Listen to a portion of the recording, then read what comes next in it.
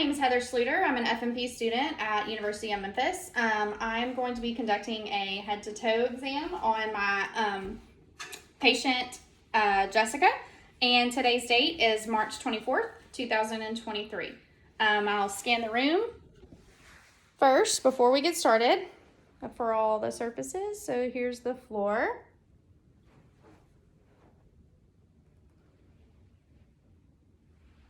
And I'll go behind. These are all of my tools that I'll be using for the exam today. Okay, and now the ceiling.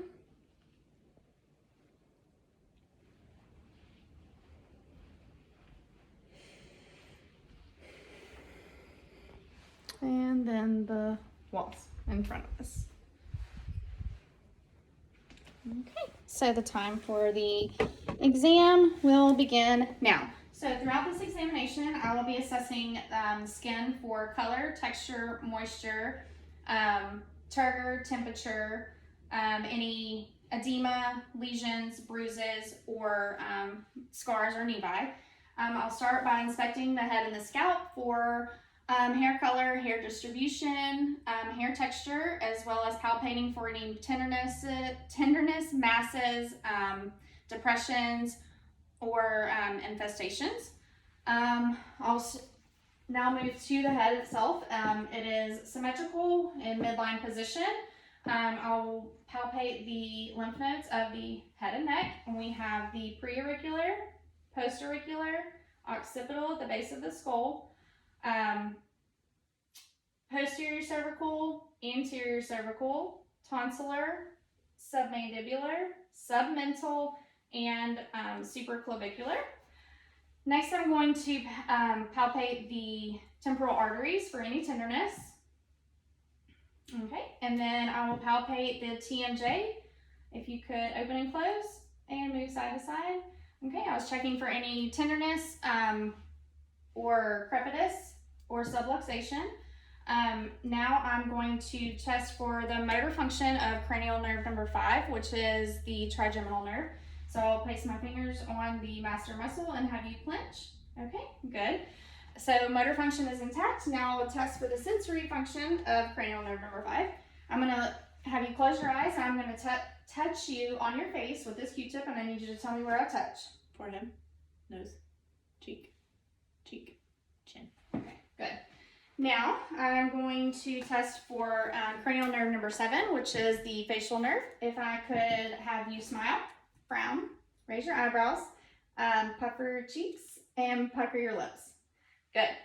So cranial nerve number 7, which is the facial nerve, is intact.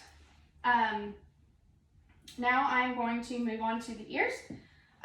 Inspecting for size, shape, symmetry, and position. I will palpate the pinna for any masses, lesions, or tenderness, and as well as the tragus for any tenderness. Next, I'm going to get my ophthalmoscope and look at the ear canal as well as the tympanic membrane. Starting with the adult, we will pull up and back, insert, and ear canal is patent, and tympanic membrane is a pearly white. Now moving over here, pearly gray, sorry. Moving over here, up and back, ear canal is patent, and the tympanic membrane is pearly gray. All right, so now I'm going to test for cranial nerve number 8, which is the acoustic nerve. I'm going to stand behind you, do a whisper test. I want you to cover this ear first, and I'm going to whisper a series of letters or numbers, and I need you to tell me what I say. A, B, C. Good. Other side? 1, 2, 3. Perfect.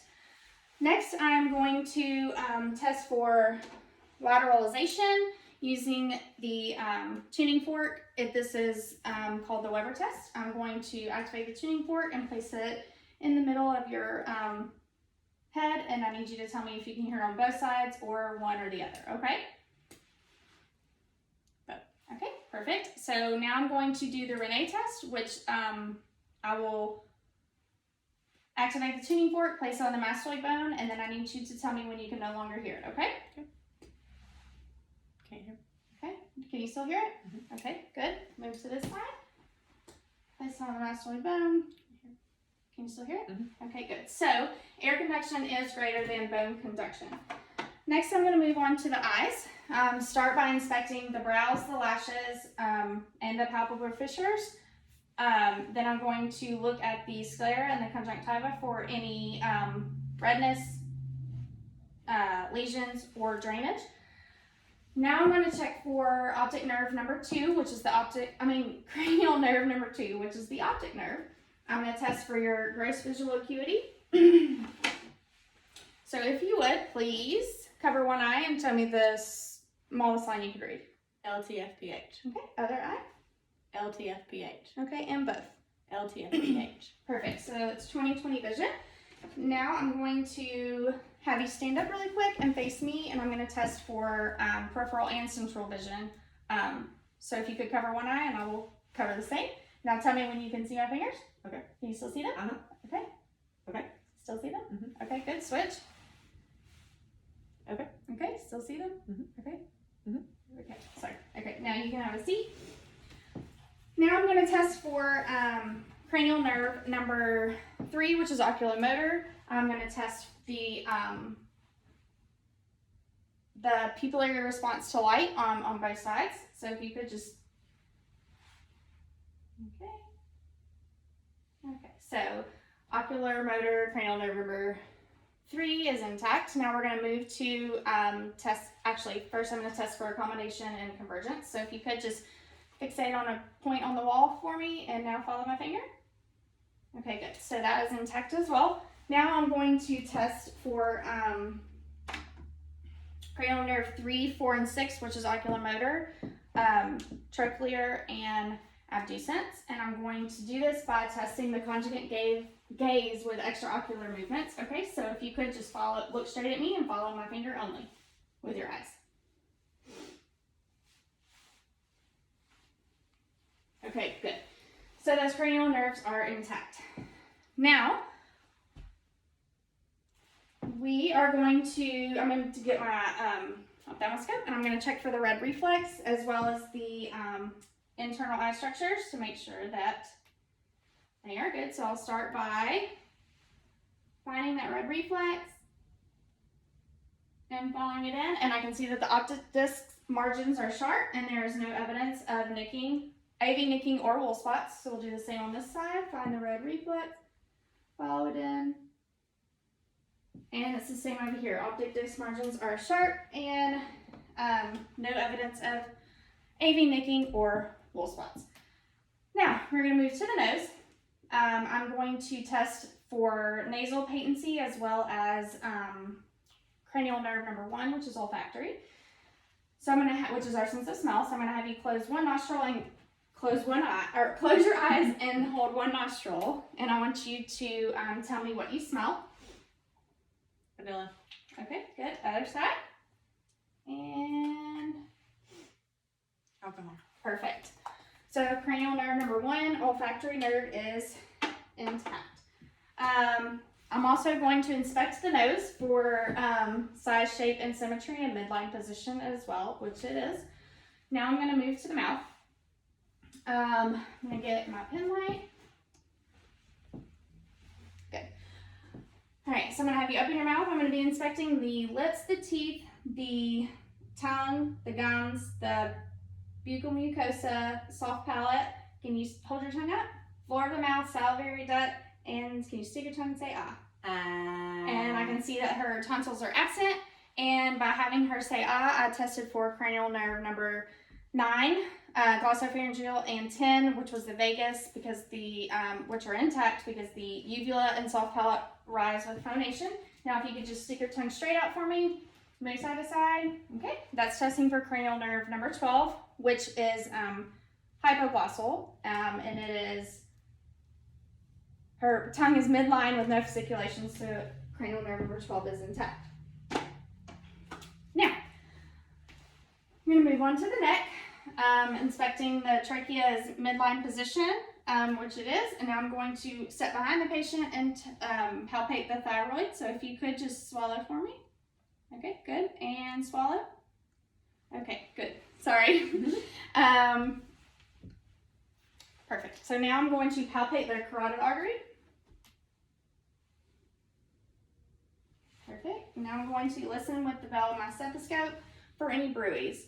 I'm going to need you to take a deep breath in and hold it. Okay. And same thing over here. Deep breath and hold. Okay, perfect.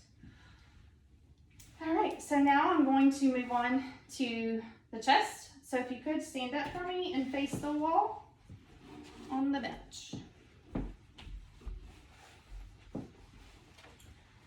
Okay, I'm inspecting for any signs and symptoms of respiratory distress, and that would be the use of accessory muscles, tripod positioning, retractions, nasal flaring, tachypnea, or cyanosis. I can see that the posterior chest is symmetrical with no deformities. I'm going to first test for tactile firmness. So whenever you feel my hands, if you could just say the words 99 or the number 99. 99, 99, 99, 99, 99. Okay, good. I'm going to also test for symmetrical chest expansion. So if you could take a deep breath in. And out. Okay, perfect. Now I'm going to auscultate in the lung sounds. Nope, I'm going to first percuss in the intercostal spaces of the lung fields.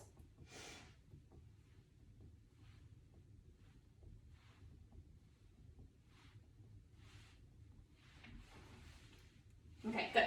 Now I'm going to auscultate in the posterior lung fields using the diaphragm of my stethoscope, okay? But for the sake of this, please do not take a breath every time you feel my stethoscope.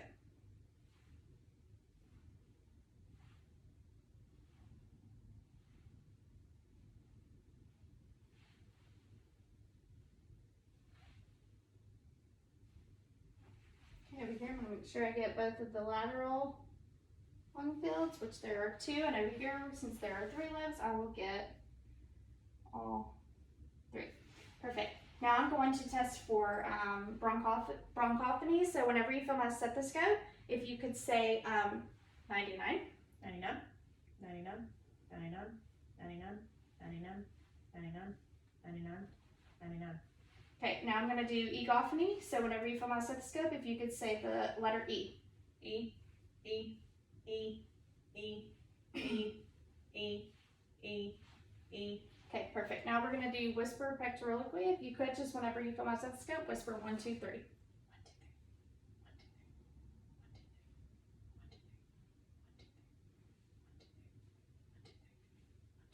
Okay, perfect. Okay,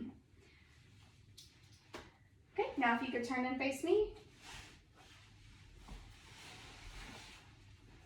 Again, assessing for size, shape, and symmetry of the anterior chest. There are no deformities. So I'm going to assess for symmetrical chest extension. So if you could take a deep breath in and out. Okay, good. Now whenever you feel my hands, if you could say 99. 99, 99, 99, 99. Perfect. Now I'm going to listen with my stethoscope on the anterior chest with my diaphragm. So do not have to take a deep breath every time, okay?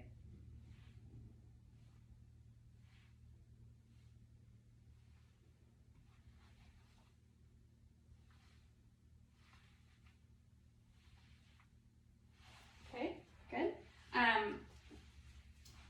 Okay, now we are going to move on to listening to her heart sounds. I'll start with using the diaphragm.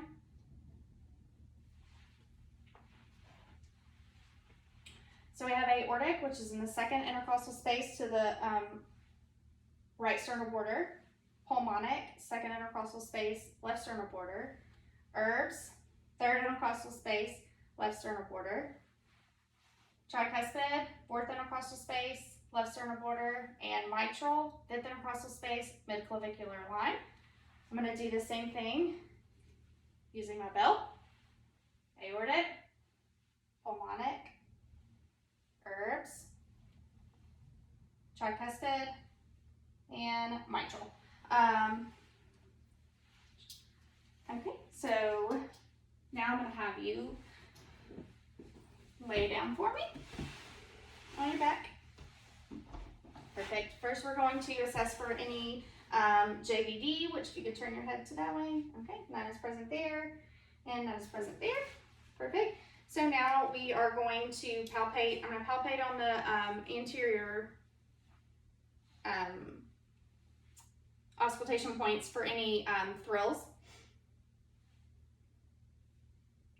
pulmonic, aortic, herbs, tricuspid, and mitral. Good. And there's no evidence of any heaves or lifts. So now I'm going to listen with the diaphragm. So we have aortic, pulmonic, herbs, tricuspid, and mitral. Okay, now listening with the bell. Aortic, pulmonic, herbs, tricuspid, and mitral. Okay, so now I'm going to move on to the abdomen. It is, the contours, shape, and size is fine.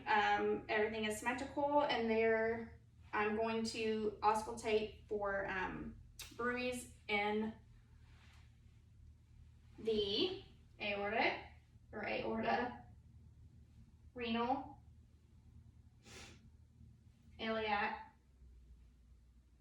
and femoral. Okay, good. Now I'm going to palpate and palpate for the PMI. And now for the sake of this exam, I will not listen for an entire minute. However, we'll say for this, it is 70 beats per minute with regular rate and rhythm. Okay, now I'm going to auscultate her bowel sounds in all 4 quadrants with the diaphragm of my stethoscope. So we have the right lower quadrant, right upper, left upper, and left lower. Okay, now I'm going to percuss in those same quadrants. So we've got right lower, right upper, left upper, and left lower. And I'm going to palpate for any masses or tenderness, any tenderness. Okay, good. So here I'm going to assess for the spleen. So I'm going to place my hand underneath you. Take a deep breath in. Okay, spleen is not palpable, which is normal. Should not be. And now coming over here, take a deep breath in.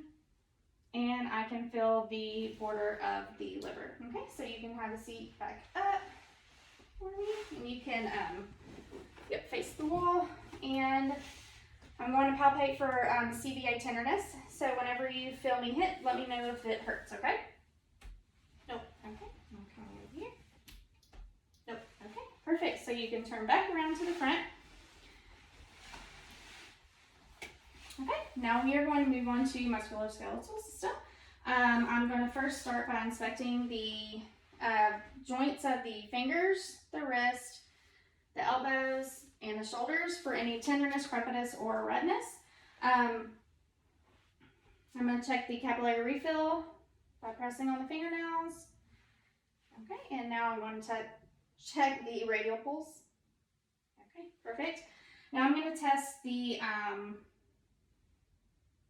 strength of your grip first. Okay, good, that's a 5 out of 5. Now we're going to do the range of motion of our fingers, okay? If you could just follow along with me. We have flexion, extension, hyperextension, abduction, adduction, and thumb opposition. Okay, now moving to the wrist, we have flexion, extension, hyperextension, radial deviation, ulnar deviation, and circumduction or rotation. And then moving to the elbows, we have flexion, extension, hyperextension, shoulders, flexion, extension, hyperextension, putting one arm over and one arm back. This is internal rotation and external rotation. Now switch. Perfect. So that's checking that bilaterally. And then we have abduction, adduction, and circumduction. Perfect. Okay, so now we are going to move on to light touch sensory. So if you could close your eyes, I'm going to take a Q-tip and I need you to tell me where on your body I'm touching. Arm, leg. Perfect. Okay, so now we're going to do stereognosis and graphesthesia. So if you could hold your palms out and your eyes closed, I'm going to place an item in your hand and you tell me what it is. Battery. Okay, and over here. Pen. Okay, perfect. Now we're going to test for graphesthesia. So if you could hold your hands back out, and I'm going to draw a letter or number and you tell me what it is, okay, with your eyes closed. 3. Perfect. And C. Perfect. Next, we're going to do cerebellar coordination. So it's rapid alternating movements. So if you could touch each finger to your thumb. Okay, good. Hand flip-flop. Good. And finger to finger. So touch your nose and touch my finger. Okay. Nose, finger. Perfect. Okay, now I'm going to assess the overall skin integrity, color, texture, and temperature of the both upper and lower extremities, making sure there is no edema in either, and there isn't, so that's good. So then we are going to test for reflexes. So first we have brachioradialis. Good. Then we have, bicep and tricep. There we go. And over here we have brachioradialis, and we have bicep and tricep. Good. Now we're going to test the patellar. Oh, sorry. There we go. Okay, good. Now we're going to do the Achilles. And over here. Good. And now I'm going to test for Babinski. So this is going to tickle. There we go. Perfect. Okay, so now I'm going to move on to the lower extremities. I'm going to test first the dorsalis pedis pulse as well as the posterior tibial pulses and capillary refill. Okay, good. Now we're going to do range of motion of toes. So just kind of follow along with my fingers, okay? We have flexion, extension, hyperextension, abduction, adduction, and then that's it. And then we're going to move to the ankles. And we've got flexion, extension, hyperextension. Nope, we don't. We have dorsiflexion, plantarflexion, and then we have internal rotation, external rotation, and circumduction. Perfect. Now we're going to move to your knees. Actually, I'm going to have you stand up. Now we're going to move to your knees. Okay, we're going to do flexion, extension, hyperextension. Okay, other side, flexion, extension, hyperextension. Good. Now we are going to move to the hips. So flexion. Yes, flexion, extension, hyperextension, internal rotation, external rotation, and circumduction. Okay, good. So other side, flexion, extension, hyperextension, internal rotation, external rotation, and circumduction. Okay, good. So now I'm going to have you bend over. Here I'm assessing for any spinal abnormalities, making sure that the spine is midline and symmetrical and no scoliosis, which there is none present, and no tenderness, correct? Correct. Okay, perfect. So now we're going to test the range of motion of your lumbar spine. Okay, so we have flexion, extension, hyperextension,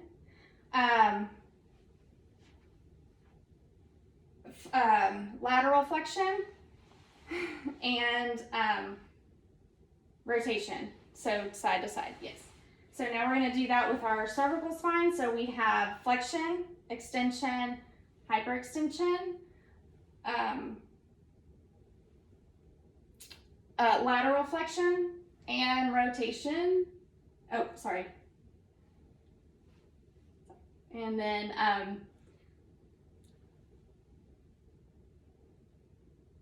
and rotation. Sorry, shoulder, my bad. And I need to test a couple of more strengths. So if you could sit down for me for just a second. If you could push up again, so it's plantar flexion, dorsiflexion. I said that backwards. Plantar flexion and then dorsiflexion. Good. And then pull and push. Good. So those are 5 out of 5. And then for your hips, I need you to push against me and push. Perfect. Okay, now if you could stand back up, I'm so sorry about that. If you could just do a regular walk for me and walk back. Good. And then we're going to do a tandem walk. So that's a heel to toe. Okay, perfect. And then if you could stand still and close your eyes. So for the sake of this exam, we will not wait the full time, but I can see that she is not swaying, so this would be a negative Romberg test. And then if you could just hop in place on one foot. Okay, perfect. Then this concludes our exam. Thank you so much.